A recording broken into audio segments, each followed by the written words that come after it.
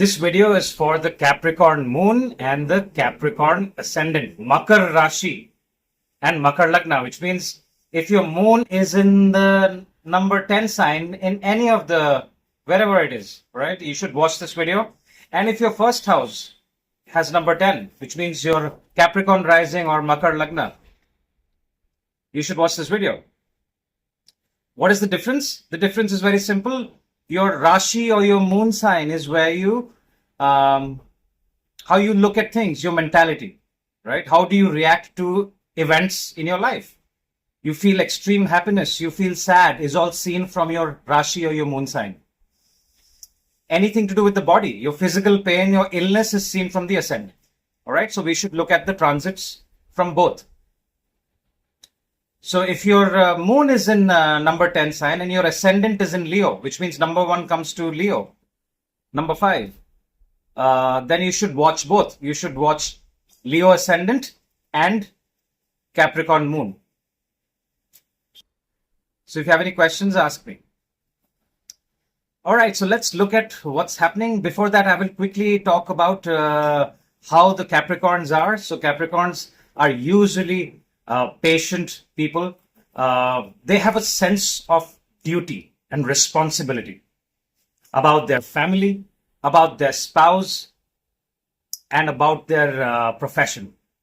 So I always say that if you know Vedic astrology and you are interviewing someone and you find a Capricorn ascendant with a very powerful Saturn, and in today's world, people quit jobs very frequently. These are people who like to maintain long-term jobs. Now, it's long-term is subjective in today's world, but Capricorns are usually known to build long-term relationships with their employers, and if they even approach business, they're always looking at long-term plans, which is why they could be very successful business people. And due to their hard work, the sense of duty and responsibility, they could also reach heights in their professional world.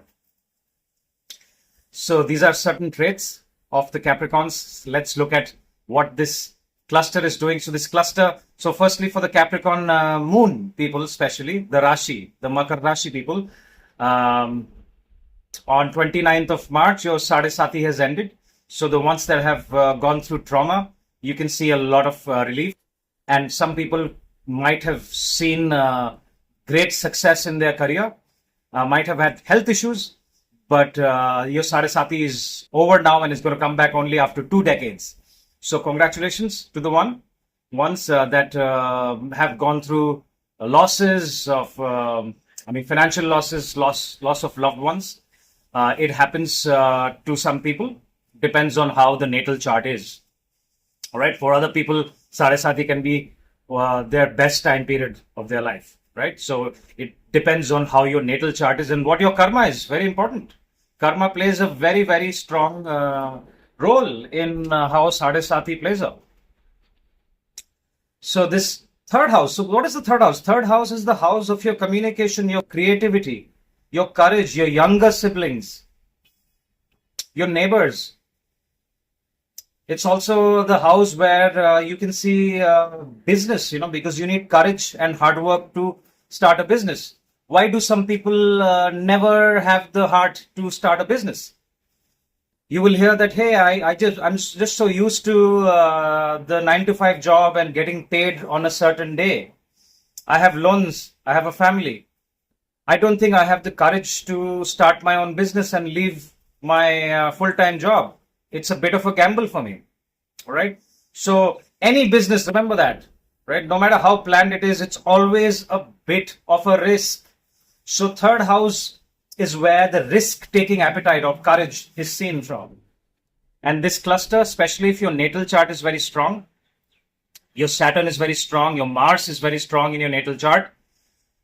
This particular cluster for people who are looking forward to start a business, this is a fantastic time, especially in the field of communication, advertising, creativity, anything that you're doing with your hands to create, writing, editing, blogging, social media.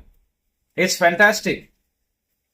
All right. If you have a very strong Venus And if you have if you have a very strong Rahu, this particular cluster in your third house during this time period, you could start your YouTube channel that you've been thinking about, or get popular on Instagram, TikTok. It's a very good time if you want to start it as a side hustle. Okay. The later part of April and May, the first week or two of April, there might be some kind of an issue at work. So do not take hasty. I mean, you guys usually don't take hasty decisions. Do not, you might think of, oh, I don't want to work, right? But things will stabilize once, Venus is no more retrograde, and especially when Mercury also is directional. Yeah. So this is the time I'm recording this video. Your 10th Lord might be giving you some trouble, and it's 6th from itself. All right. So people might be questioning their, or maybe having some turmoil at their work. Mention in the comments so that the other Capricorns can also know about it. Maintain good relationship with your neighbors. Don't get into, especially the Capricorn moons, and do not get into any conflict. Your neighbors might be causing some issues. Even with your younger siblings, good time to maintain a very good relationship with your younger siblings. Do not get into conflict. Now, the big problem during this time is after April 3rd. Make a note of this particular date. People who are into relationships, you may see that your spouses are suddenly acting very juvenile and being very aggressive, because Mars is an enemy of Saturn, and doesn't really get along. So it is debilitating your 7th house of relationships. So do not confront your spouses, even if your spouse might look like they are being irrational. Okay, the ones that are single, they can meet someone, but do not take decisions in haste. Take things slowly. You could meet someone much younger than you. The ones who are single, especially. All right, take your time before you move things forward. Yeah, take it slowly.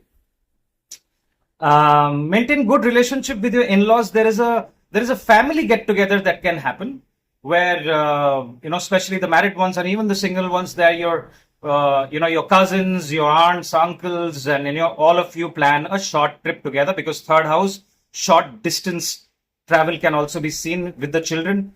Deal with your children with a lot of care, because Saturn will, the third aspect is going to look at Jupiter in your 5th house, right? So maintain good relationship with your spouse. Especially, I do see conflict, guys, with your spouse in this time period that I have mentioned.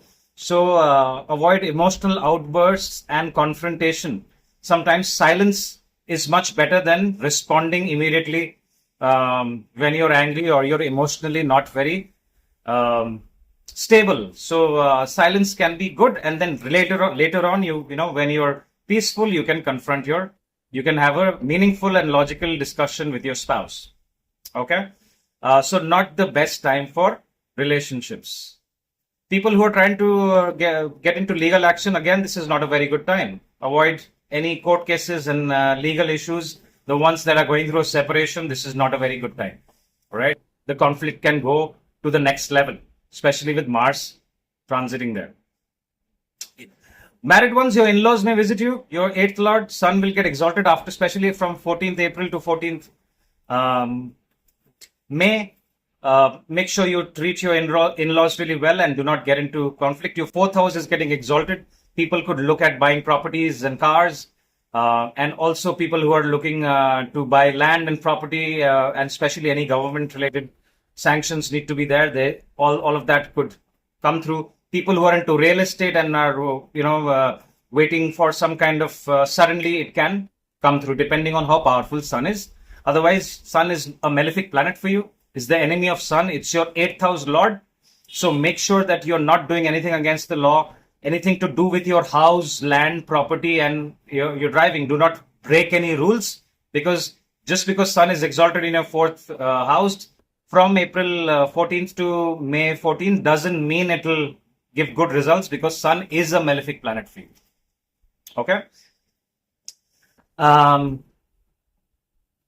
That's pretty much it. The time is not very good for health. Your neck area, shoulder area, and even your knees area. You need to be very careful. You may get injured, or there could be pain in these parts of the body. So look after your health. This is not the best time for health, but like I said, it's a great time to put a framework for people who are looking at startups, or they already are employed and have saved some money, have been looking to start something new. If you're in the verge of starting something new and you're looking for a right date to start it, the date is April 30th. Why? Because sun will be exalted and moon will be exalted. Your fifth house will be exalted. It's Akshaya Tritiya. It's a fantastic day to start something new. All right. 14th April, 13th, 14th and 15th April also is not a very good time for your health, especially those who have Saturn in very low degrees, like 1 or 2 degrees. If you have Saturn and Rahu conjunct in your charts, okay, look after your health. Don't do something silly that can get you injured. Drive your vehicles very carefully during the dates I just told you, okay, because Saturn and Rahu will say hello to each other and pass each other at 1 degree. So people who have planets in 1 degree, or your ascendant in 1 degree, it will affect those people. Right? Do mention in the comments your experiences so that the other Capricorns can get help with your experience and you guys can have a conversation. Well, that is all I have for you. If you like this video, hit the like button, share it with your friends and family. If you need a consultation, my information is right here. I will talk to you soon. Thank you very much for your time. Bye-bye.